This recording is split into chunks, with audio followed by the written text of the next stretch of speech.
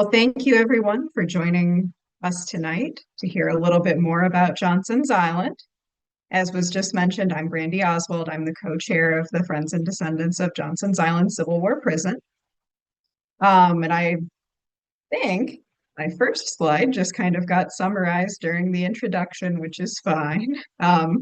The Friends and Descendants of Johnson's Island Civil War Prison is a nonprofit organization that is responsible for preserving and maintaining the site of the Confederate prisoner of war camp, which is located on a small island in Lake Erie.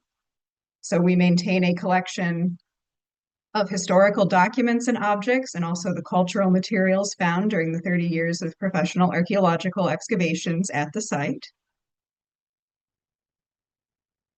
So where and what is Johnson's Island? Johnson's Island is a small 300-acre island that's located in Sandusky Bay, just off the coast of the Marblehead Peninsula in Ohio. It's now reached from the mainland by a little causeway, so you no longer have to take a boat out there, fortunately. The island is sheltered by the bay, and it's located very near, within sight even, of the Cedar Point Amusement Park, which you folks are a little far away for maybe visiting Cedar Point, but for our closer audiences, it's a pretty recognizable location that a lot of people have been to. The history of Johnson's Island begins with occupation by Native Americans and prehistoric people back many hundreds of years ago. So this has been documented through our archaeological excavation through the presence of stone tools and different pieces of flint, chert, and even some ceramic and pottery fragments left over from the Native American inhabitants.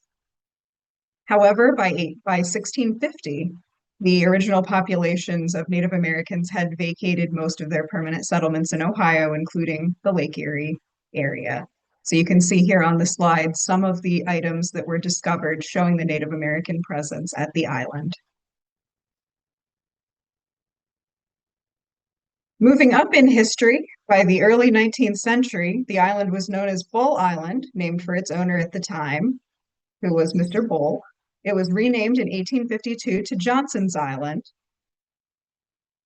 when it was purchased by Leonard B. Johnson, who primarily used it for farming activities. And he was the owner at the time of the Civil War.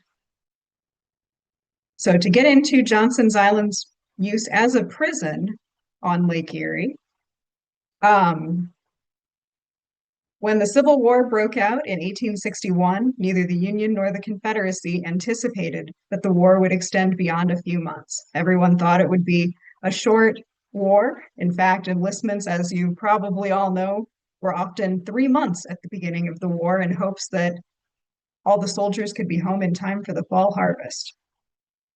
However, by that fall, it became clear that the war would not end swiftly, and the problem of what to do with prisoners of war was becoming much more of a priority. Early on in the war, there were only a handful of makeshift prisons in the North which were established, and all of them were repurposed institutions, such as the Alton Military Prison in Illinois, which served as the Illinois State Penitentiary, Camp Chase, located in Columbus, Ohio, and Camp Douglas in Chicago, Illinois, which had served as military training camps, were also repurposed into prisoner of war camps. The newly appointed Commissioner General of Prisoners, after having been held as a prisoner of war earlier in the war himself, Lieutenant Colonel Hoffman, who's pictured here on the right, was dispatched to the Lake Erie Islands in the fall of 1861 by General Montgomery C. Meigs to identify a suitable location for a permanent prisoner of war camp to be established. It was the first and only prison camp to be built originally and only for use as a military prison rather than be a repurposed camp or other structure. Options for the prison included the Bass Islands, most notably South Bass Island, home of Put-in-Bay, a popular tourist area today. But the Bass Islands were found to be too far out from the coast to be reliable to receive supplies. So it was actually closer to Canada than the Ohio coast, making it a little difficult to keep those areas supplied and also to keep them protected. Kelly's Island, which is much closer to the coast, was also considered as a site for the prison, and it would have been suitable, except there was a sizable population of civilians living on the island already, and there was also an active vineyard called an agricultural activity occurring. So the wine industry led Hoffman to fear that the guards would be tempted by the wine and hence not pay full attention to their guarding duties. So that island was also removed from consideration. Finally, Hoffman came to Johnson's Island, which is nicely situated just 2.75 miles from Sandusky in a sheltered bay. The island was unpopulated, just Mr. Johnson used it for farming, and half of the island had already been cleared for those farming activities while the other half remained wooded. The wooded portion could be used for building materials and for fuel for fires and other needs for the prison. The government leased 40 acres of land for Mr. Johnson for $500 a year, but gained access to the entire island. Work began on constructing a prison.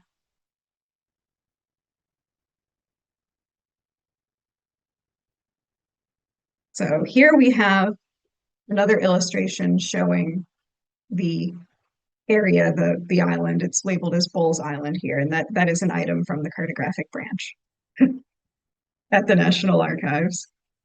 So building the prison. From the fall of 1861 through April of 1862, the Union hurriedly constructed the prison blocks, latrines, and surrounding 15-foot wall that enclosed 14.5 acres. In addition, they also constructed Union Guard barracks near the prison grounds. 13 blocks were constructed in the prison grounds. Each block was 130 feet long and 24 feet wide, 2 stories tall. You can see an illustration of the plans for one of the block designs here. There were 13 in total. The blocks were numbered, with the odd-numbered blocks being located in one row and the even-numbered blocks in a second row, except for block 13, which was off to one side, kind of between the 2 rows. Initially, the prison was to hold men of all ranks. The blocks 1 through 4 were built to house the captured officers, and the other 8 resident blocks were for the privates.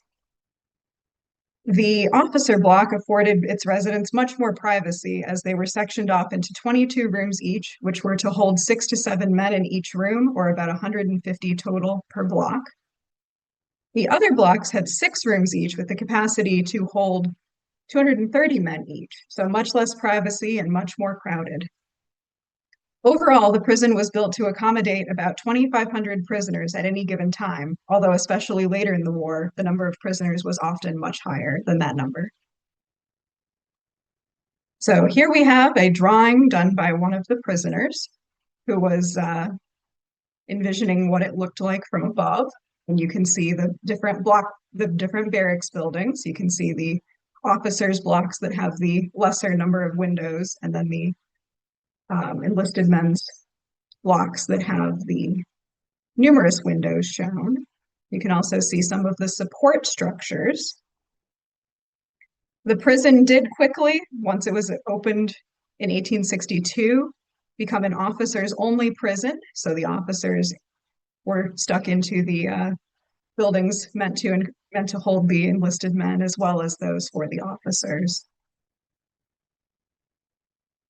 In addition to the barracks buildings themselves, there were latrines, 1 per block at the opening of the prison, a sutler's stand, which was originally maintained by Mr. Johnson, 3 wells, a pest house, which was later moved inside the prison grounds, and 2 mess halls that were added in 1864, so they aren't shown on this 1863 drawing.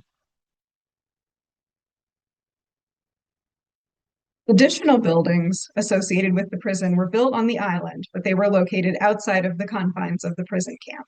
The structures included the barracks for the 128th Ohio Volunteer Infantry, also known as Hoffman's Battalion, who served as guards for most of the war at the prison.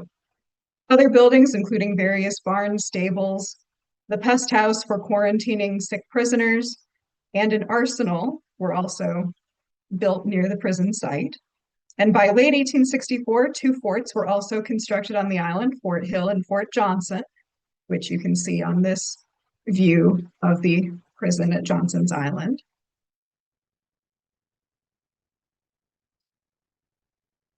Next, I want to talk a little bit about prisoner conditions at the prison. Conditions at Johnson's Island were probably better than most other prisons in the Union or Confederacy alike. There were buildings here at Johnson's Island rather than tents, or worse, as was the case in some prisons, just open air where men had to create shelters themselves.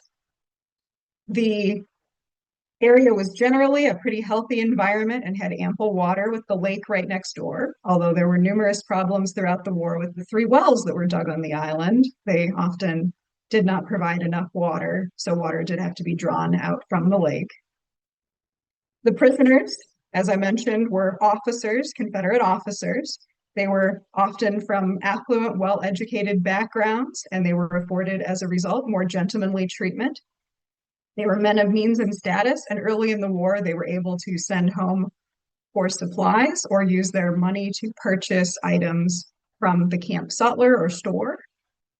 So as a result, they were able to purchase some supplemental food or have it mailed to them, along with purchase some items to keep themselves entertained.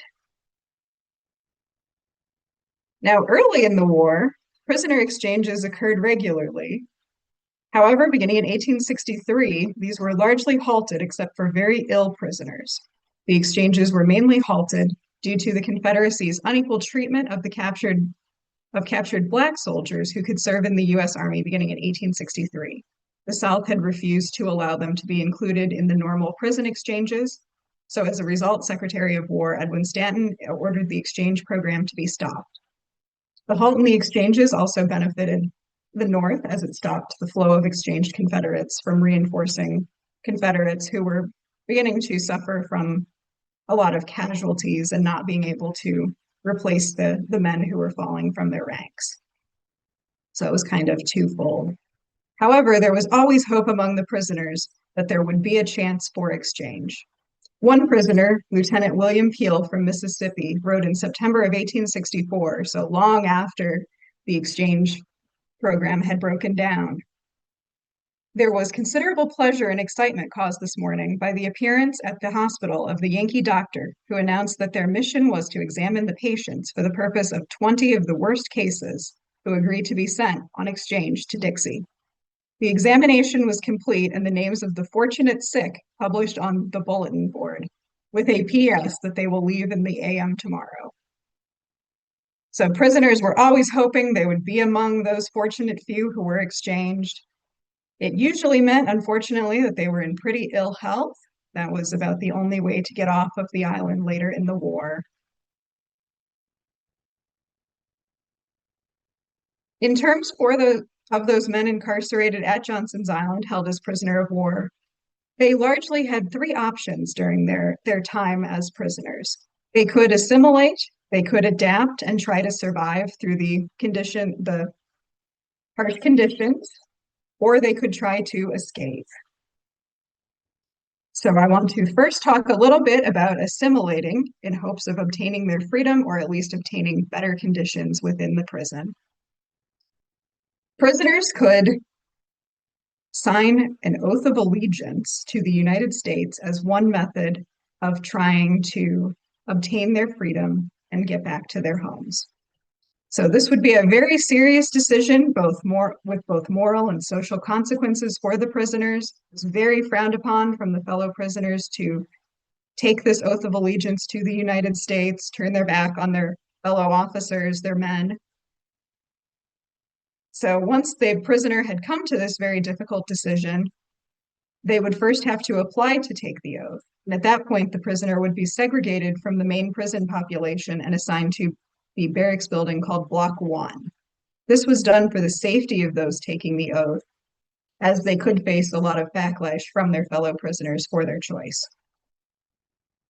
The prisoners in Block 1, as evidenced through some of our archaeological work at the island, did receive some better treatment. They had access to things like alcohol, which were considered contraband and prohibited in other areas of the prison, along with receiving some better rations and better conditions while they were waiting to be officially approved to take the oath. Up until 1865, only a small number of prisoners actually did take the oath of allegiance because they had retained hope up until that point of a Confederate victory. However, by the spring of 1865, as the surrenders began taking place, many prisoners did begin to take the oath, knowing that their chances for victory at that point were very slim. By the fall of 1865, those who still refused to sign the oath, who were still held at the prison, were removed from Johnson's Island and transported elsewhere. And at that point, there were not very many. So here on the slide, we have an example of one of those oaths signed after the war had ended by Captain Joshua Mitchell.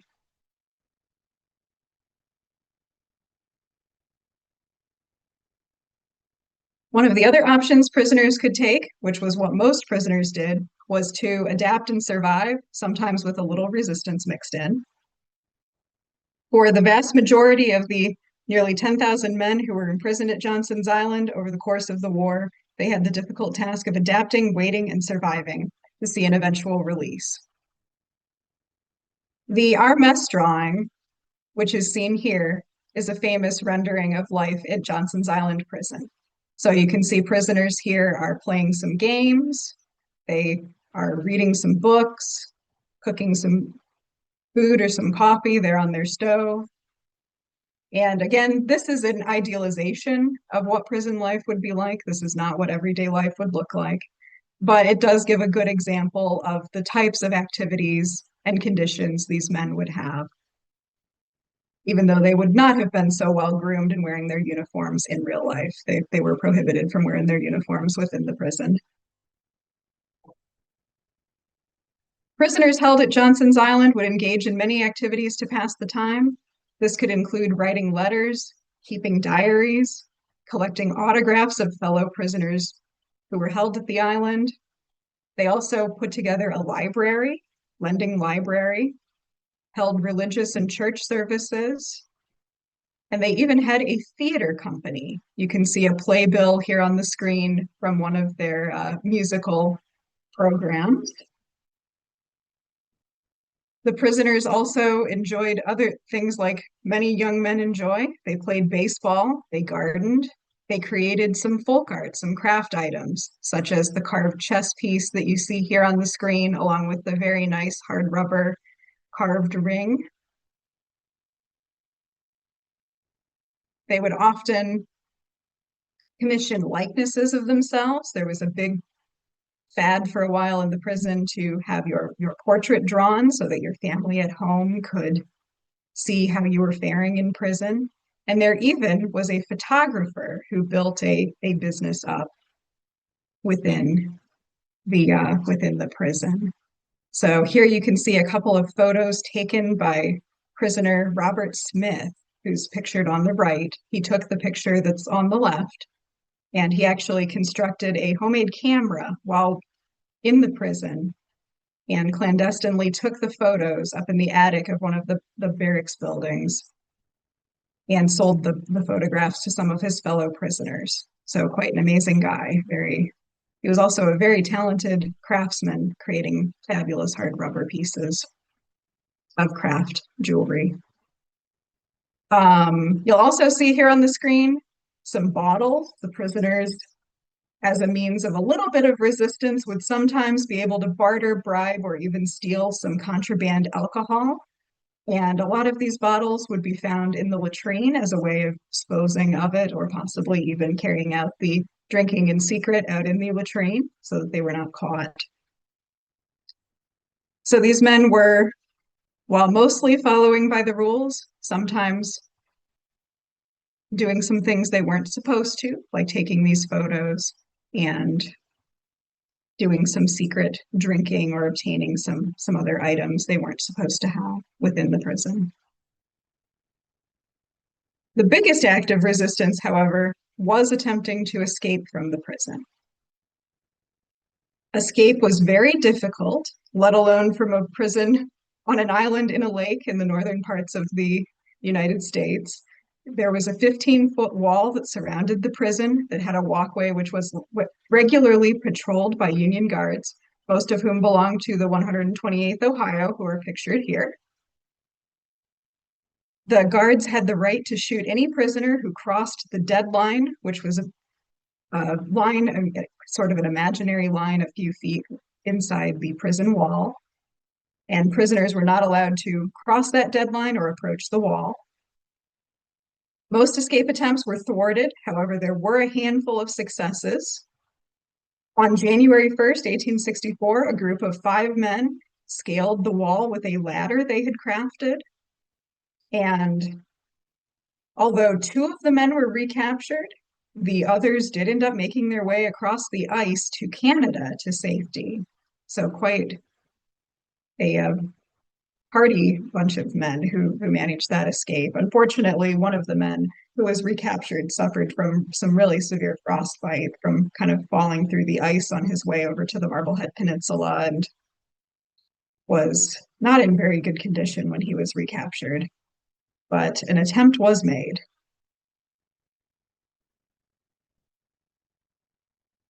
So let's see. So on have a description here from Captain Littleberg Allen from January 3rd, 1864, about that escape attempt. The bullpen is in great excitement on the reports that on the night before last and last night, some of the prisoners made their escape, some of who almost frozen have been recaptured, but others have not been. Large numbers had been planning to get away on the ice, but the weather is too intensely cold to hope that Southerners can stand the severity of the weather and get away. Scaling the wall would have been incredibly difficult to manage undetected, especially with the guards patrolling regularly.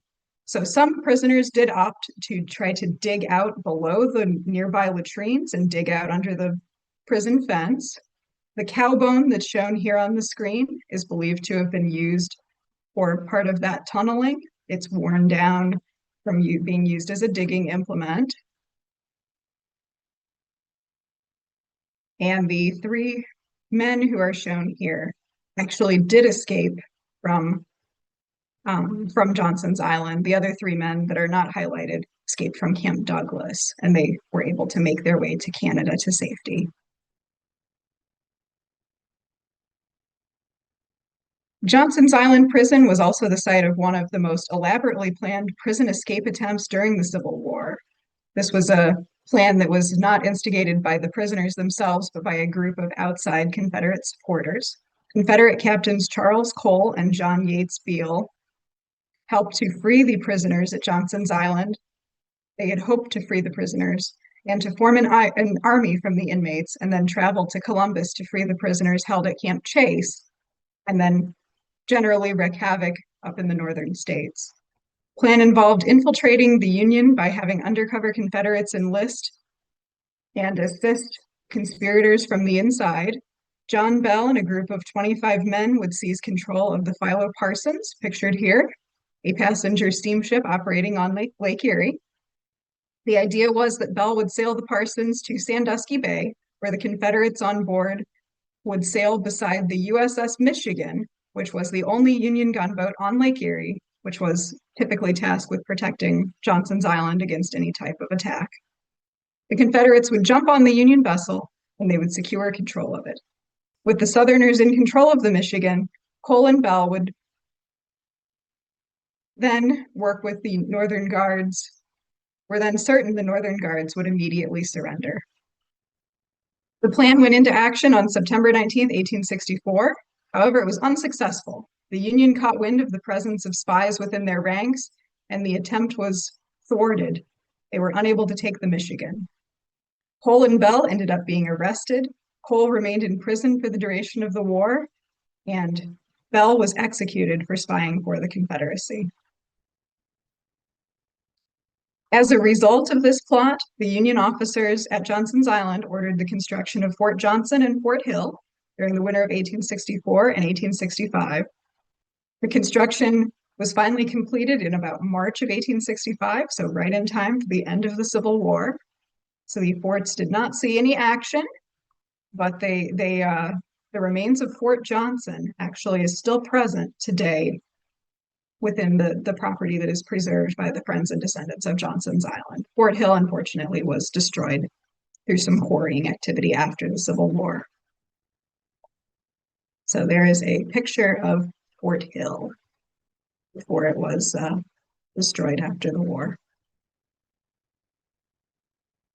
The end of the Civil War also brought the end of Johnson's Island Civil War prison. After the war, the government continued to use the island as a prison up until about September of 1865, at which point the last of the prisoners were removed from the island, and the government auctioned off most of the buildings that had been constructed and returned the island to Mr. Johnson to private ownership. Farming continued, and a large-scale limestone quarry began operating on the island in the late 1800s. The island also became a short-lived pleasure resort location, kind of rivaling the nearby Cedar Point amusement park back in its day. By the 1950s, however, it became the site of residential building along the perimeter of the island. And all of these activities would greatly change the landscape of the island.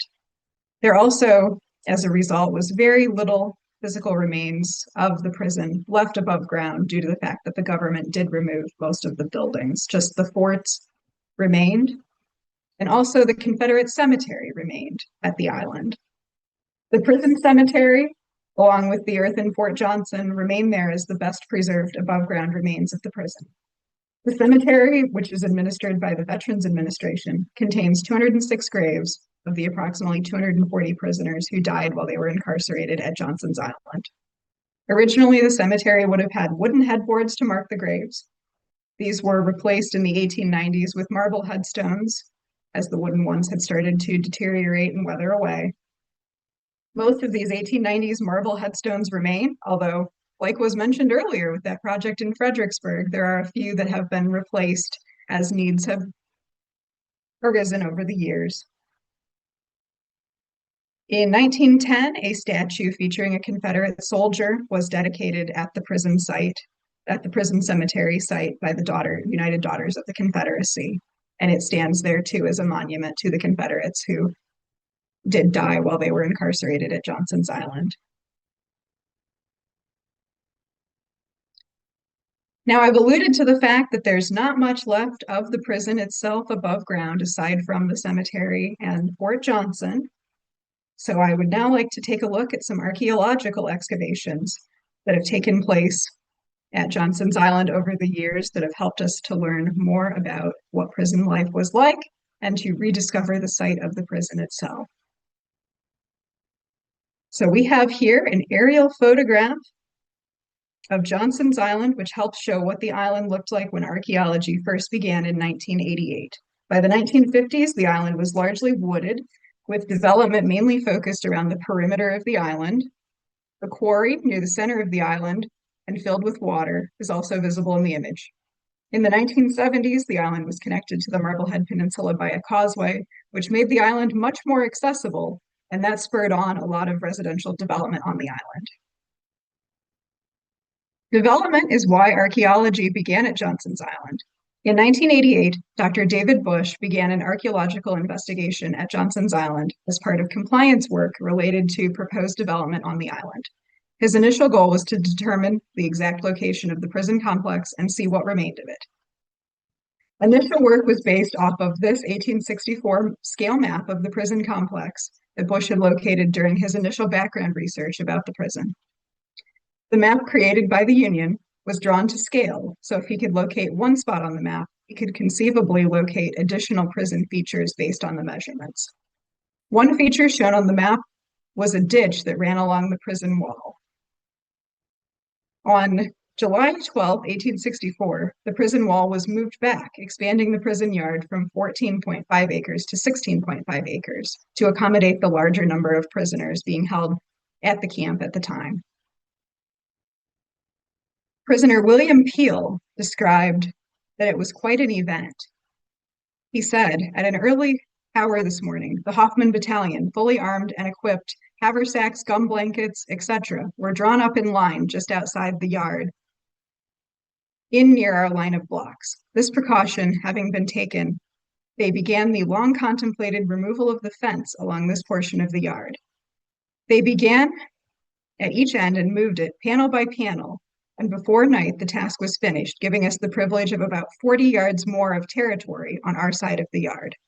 Before the work of tearing down began, sentinels were taken from the parapet and put inside the yard, in addition to which, as the fence was removed, a line of skirmishers were deployed in the gap, preventing a not to stay in here any longer disposition from getting the mastery of us.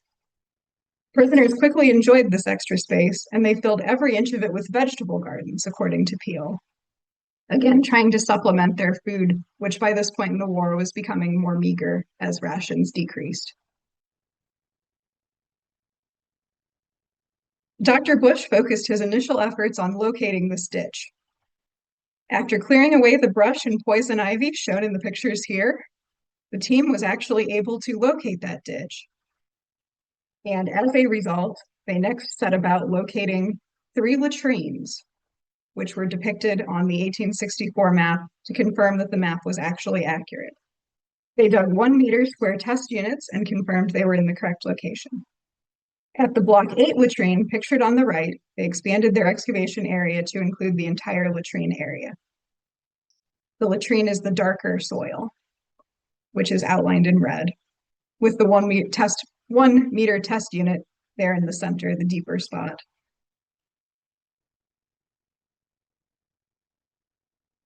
With the location of the 3 latrines in the ditch confirmed, the 1864 map of the prison could be overlaid on modern maps and photos to show the location of the full prison camp. The quarrying activity destroyed the area that would have been the Union Guard camp and about half of Fort Hill, but the core of the prison itself remained largely undisturbed, along with the earthen walls of Fort Johnson, which is that little fortification, little chevron-shaped fortification there, kind of off to the right side of the island. Although little evidence of the prison remained on the surface, there was a large quantity of artifacts and archaeological material that was waiting to be discovered just beneath the soil. Archaeological excavations, overseen by Dr. Bush, continued at Johnson's Island for nearly 30 years until 2017 when he retired from Heidelberg University. These excavations focused on areas of the barracks buildings, the prison hospital, which was Block 6, as well as the well and latrines that were associated with the blocks. Units 2 meters by 2 meters were carefully measured and marked out, and here you can see an example of one of those 2-meter units. The units were then excavated, typically in 10-centimeter levels using hand trowels. It was a very long process and took a lot of concentration. The students on the left is measuring to ensure that she is excavating to the correct depth, and the students on the right are excavating a latrine feature using trowels as well. You can see some different things that are going around there in the latrine, some tree stumps and various other items. As part of the archaeological process, the soil that was excavated using the hand trowels was then screened using metal screens, and any of the artifacts could be identified and separated from the soil. The excavations were conducted by various field crews, students, and volunteers. For many years until his retirement, Dr. Bush and the Johnson's Island Archaeology Site were associated with Heidelberg University in Tiffin, Ohio, and its Center for Historic and Military Archaeology. Anthropology students participated in excavations and also in the lab work seen here, processing the artifacts by cleaning, sorting, counting, and bagging them for storage. It was always a long and tedious operation, cleaning things off with a toothbrush as a student. At the summer field school program, which I was a student of, students learned the basic archaeological excavation process, along with the cleaning and processing of the artifacts, mapping, and also documentation techniques, which are some of what you're seeing here in the photos. This is all part of the archaeological process to make sure the locations of all of the items are accurately recorded so that the location can be used to help learn more about the artifact itself too, and associate what exactly the artifact is coming from, kind of which building it's from, and those sorts of things. Johnson's Island also hosted experiential learning programs where thousands of elementary through high school students participated in excavations for many, many years. Students actually had the opportunity to be the first people since the Civil War to touch and handle some of these items. They were not planted items like so many school programs are. They were actually doing the dig themselves, highly supervised, but it was such a great experience. The students also learned about primary source documents, including prisoner letters and diaries, through the course of their day at the island, and also made a visit to the cemetery. From these excavations, hundreds of thousands of artifacts were recovered, which allow us to learn more about the life and treatment of the prisoners held at Johnson's Island. Hard rubber artifacts, such as these, were found during the digs and tell us more about some of the ways prisoners spent their free time, crafting or buying hard rubber jewelry and trinkets as a way to cope with their captivity. Many of these men were very, very talented. One of my favorite artifacts is the one on the lower left corner. It's a hard rubber brooch meant to wear up on a lady's dress at the collar, and it's inlaid with a carved shell and has the name Ella. It's a little hard to read, but unfortunately that never made it to Ella. It was lost into a latrine instead. It must have fallen out of some unfortunate prisoner's pocket before it could be mailed home. Other artifacts that were found through the excavations include ceramics, eating utensils, and tin cups, all of which help inform us about the prisoners' everyday life and condition. And then artifacts like bone fragments help to tell us about the prisoner's diet. We often found cow bones, pig bones, sometimes even things like eggshell. They could tell us a little bit more about what the prisoners were eating aside from what we knew were issued to the prisoners as rations. It was very interesting to see what was supplementing their diet in many cases, things that were being sent from their families at home. Hygiene-related artifacts, such as this chamber pot, also inform us about everyday activities, a little less glamorous side of things, but very important in thinking about the status that these men had, of the fact that they were more upper-class individuals in many cases, individuals who were brushing their teeth, making sure they were combing their hair to look their best even while they were in prison.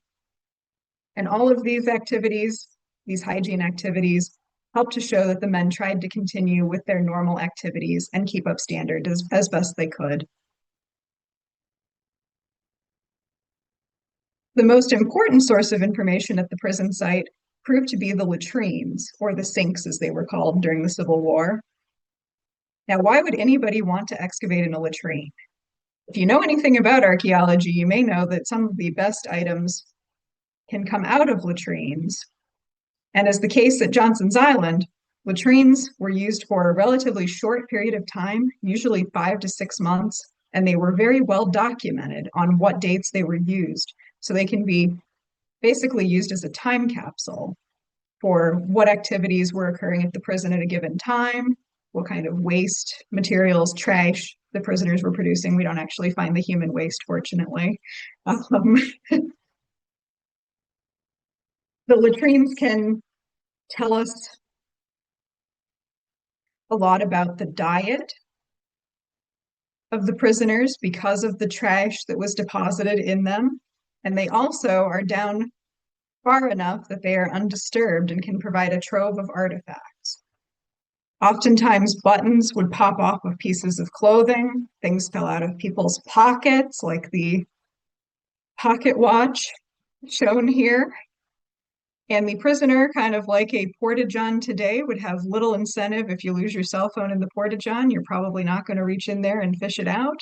Prisoner would have little motivation to reach into the latrine and fish out his pocket watch or his hard rubber craft item he meant to mail to his wife. So no matter how valuable, often items would stay deposited in the latrines and not be retrieved.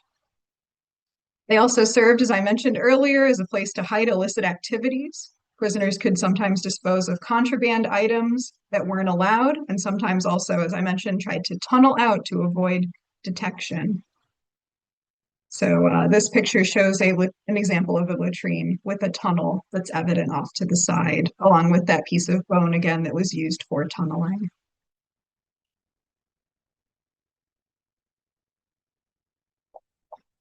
In particular, feature 41, which is shown here, was a latrine located behind the hospital block and helps to tell a very interesting story. This latrine was in use from May to November of 1863, and during the excavation, a very large quantity of artifacts was found in this particular latrine, much greater than what was found in other latrines associated with the prison hospital. Now, the question was why? And you can see a number of the bottles and ceramic containers that are shown in this picture, just how many items there are just sitting in this latrine. In total, there were 117 glass bottles found in this. These bottles primarily represented ale and liquor bottles, but also some medical department bottles and hospital department bottles, and a variety of medicine, wine, and other glass food storage containers. The alcohol and wine bottles were often administered medicinally to prisoners, so it would make sense to find these in the hospital block, especially since prisoners were not otherwise permitted to have alcohol. Additionally, this latrine contained greater quantities of kitchen, household, and medical-related items that were found than what was found in other hospital latrines. And this was likely because the latrine was being closed at the same time the hospital was being cleaned up. It was documented that the prison hospital at this time frame was in very poor shape, very just full of debris, trash. So it was ordered to have a mass cleanup. So we think that all of this helps to represent some of that trash that was cleaned out of the prison hospital at that time. Finds such as these help to demonstrate how archaeology can complement the historical documentation associated with the prison and help to demonstrate why preserving the site is so important. So there are some of those many glass bottles that were found in that latrine. Preserving a Civil War prison. Johnson's Island has been recognized as a National Historic Landmark since 1990 for its significance to American history as a prisoner of war depot during the Civil War. In 2001, the Friends and Descendants of Johnson's Island Civil War Prison, the nonprofit group that I'm the co-chair of, was founded to preserve and protect the physical site of the prison complex, along with the artifacts that had been recovered during the archaeological excavations. Today, the group owns 17.1 acres, which covers much of the prison compound and also includes Fort Johnson, preserving these important remains and also the historical resources for future generations. And you can see Dr. Dave Bush here, along with our entrance gate. He was the head archaeologist and the founder of the group. The Friends and Descendants helps to educate people about the history of Civil War prisons and about the life of the prisoners themselves, along with the life of the guards. We do this through presentations, tours, special events, and other educational programs. We also sometimes loan artifacts or items to partner organizations and develop exhibits to share the history and artifacts of Johnson's Island Prison with broader audiences. So you can see here a tour, and we would love to have any of you folks come and visit our site. Let us know if that is of interest. While we don't have a museum ourselves, we do have a number of small exhibits, such as the one shown here. The Friends and Descendants also not only preserves the property itself in the archaeological collection, but also preserves artifacts and manuscript items donated, purchased, or loaned from descendants of prisoners and private collectors. Among these items is a violin that's pictured here that was made by a prisoner, which was is now part of our collection, and it's on display currently at the Kenosha Civil War Museum in Kenosha, Wisconsin. The collection also includes a number of photographs, including some secretly taken by prisoner Robert Smith, including this one, which is probably related to one taken by Robert Smith, which we purchased through a special fundraiser several years ago. The photo also includes a hard rubber ring that's attached to the cardstock that was made by the prisoner Robert Crouch while he was incarcerated at Johnson's Island.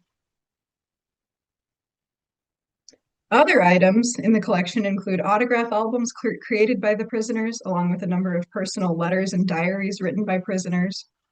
And these are important primary source documents to help round out the story of Johnson's Island when combined with the archaeological artifacts recovered at the prison site. All right, I want to thank you for attending today's presentation. Hope you've enjoyed learning a little bit more about Johnson's Island and its history, and being the second presentation about Civil War prisons given to this group. So it's kind of the unsung topic of the Civil War, not as much research about it. You'll see some contact information here if anyone happens to have a descendant or any materials related to Johnson's Island that they would like to share or learn more about.